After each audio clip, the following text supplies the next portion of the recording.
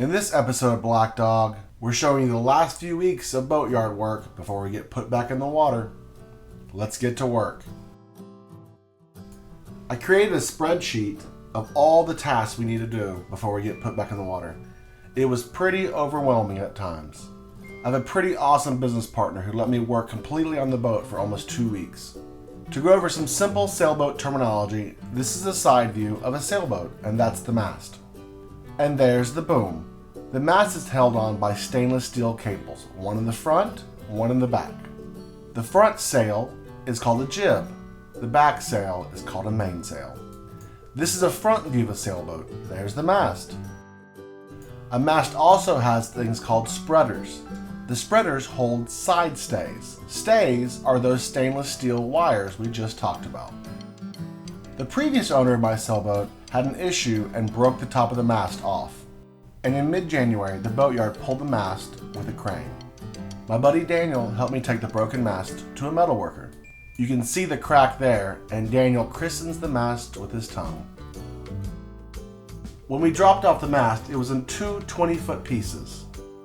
And when they gave it back to us, it was in one really long piece of metal. At this moment, I was pretty nervous about driving this truck back to the boatyard. You can see how long this mast is on that truck. The mast is about 42 feet long. The metalworker also repaired the bow chain plate. This is where the forestay, that front cable, connects to the top of the mast down to the boat for support.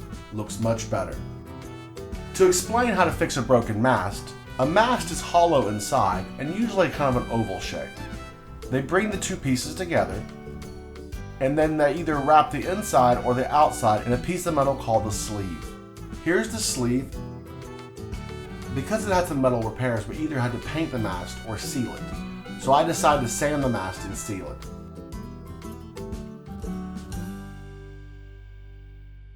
I also ran new wires through the mast for a mast light, mid-mast light, VHF radio, and I put a new wind indicator on the top of the mast as well. All that wiring took me about a day.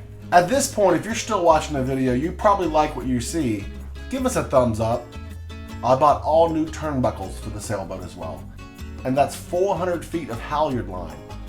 And even when you think a task is through, there's still more work to do.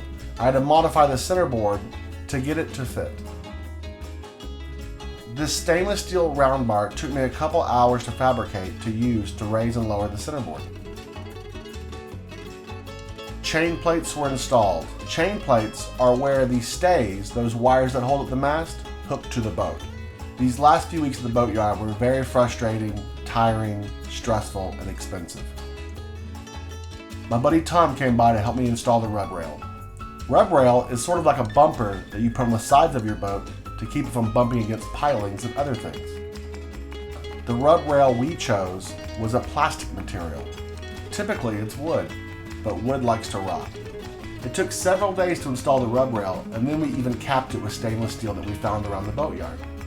Because we found that around the boatyard, it had a little bit of wear and tear, a little bit of surface rust that we cleaned up. We started by sanding it, trying to knock off the majority of the rust and blemishes. Then we sanded it with a finer grit sandpaper. Then we wet sanded it. And then we used a metal polish called Neverdull. Just the polishing took about 3.5 hours. Then we used 3M Fast Cure 4000 caulk to seal up the edges of the rub rail. She's looking good, but there's still more work to go.